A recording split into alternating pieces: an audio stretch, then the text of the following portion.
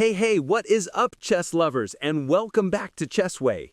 And today, we have an absolutely insane game for you, played between Rashid Nezhmetdinov and Moore Horden all the way back in August 1963. All right, the game begins with e4, and Black replies with c5, the Sicilian defense. Then, knight to f3, knight to c6. Nezhmetdinov chooses the open Sicilian with pawn to d4, offering the exchange. Black takes it immediately. Knight recaptures, and now Moore just develops with knight to f6, adding pressure on the pawn. But White calmly defends with knight to c3. And here, Black kicks the knight with pawn to e5. The knight jumps to b5, maybe eyeing that nasty check on d6, so Moore responds with pawn to d6. White continues with pawn to a4, but now the knight gets hit again with pawn to a6. So the knight only has one square, knight to a3. All right. Then, Black develops the bishop to e6.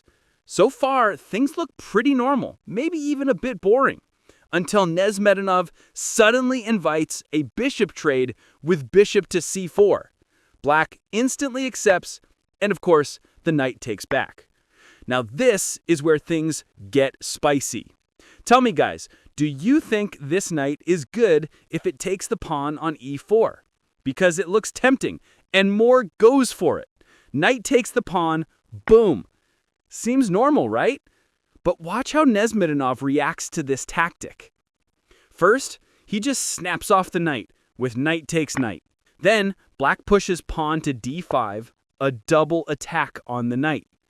Okay, in this position, maybe White could take the pawn on e5. But no, the master of attack begins with bishop to g5, hitting the queen. I don't know what Black was thinking, but here, Black pushes pawn to f6, adding a third attacker, and it still doesn't stop. White's queen jumps to h5 with check. Oh my god. And after pawn to g6 blocks the check, look at this position. 4 white pieces are being attacked by pawns. This is absolutely insane, a totally fearless approach from Nezhmetdinov. All right, now we are reaching the peak moment. Nezhmetdinov plays knight takes pawn on f6 with check. Before we continue, I need to break down this position for you. The queen is attacked by a pawn, but if queen takes knight, bishop takes back, pawn takes queen, bishop takes the rook, then the pawn takes the knight, and look! The quality of the material is no longer the same, and the structure of the black pawns is chaotic. Honestly, I think White wins 70% of the time. But still, this is Black's best option. Okay, back to the board. We return to this critical moment. Black has only 2 real choices. King to e7?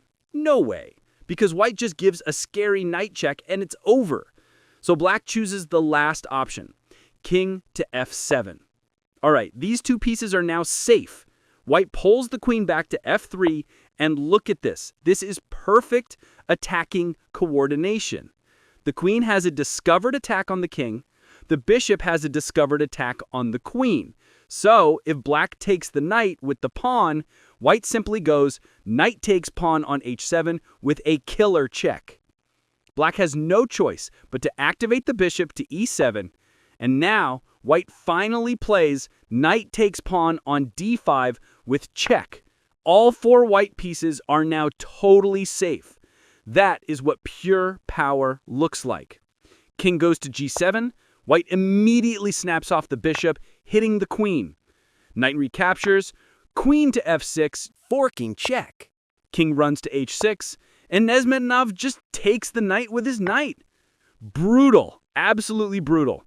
Black wanted to sacrifice 1 knight, but instead Black loses 2 knights for free. And not only that, White is threatening knight to d6, then check on f5, and after the king moves, queen to h4 is checkmate. So Black plays rook to f8, chasing the queen away. But what does Nezhmetdinov do? Knight to f5, a monster check. Black has 0 counterplay, the king is forced to h5, and White continues with pawn to g4, sacrificing the pawn with check. The king must take. Then the rook swings from h to g1 with check. Black has 4 options for the king, but king to h5 loses instantly to rook to g5 checkmate. King to f4 also fails because the queen just takes a pawn, and that's mate in 2. Same with king to f3, the knight jumps to h4 with a discovered check. So black is forced to choose king to h3. And this is beautiful. Every white piece joins the attack. Now rook from a1 goes to a3 with check. The king is forced to take the pawn. The sacrifices don't stop. Queen takes pawn with check. King has no choice but to take the rook. Then queen to g3 with check. King goes to h1. Queen to g3 again. And finally, rook to g3 is checkmate. An endless wave of attacks, guys. The king gets dragged from e8 all the way to g1, and every white piece played a role. And the crazy part? Both of Nezhmetdinov's knights survived. Black started with a light piece sacrifice, but the punishment was absolutely devastating. When it comes to attacking, Nezhmetdinov is truly the master. All right, guys, that's the game for today. I hope you enjoyed this wild masterpiece. If I made any mistakes, I'm sorry. Thank you so much for watching, and chess lovers, see you next time.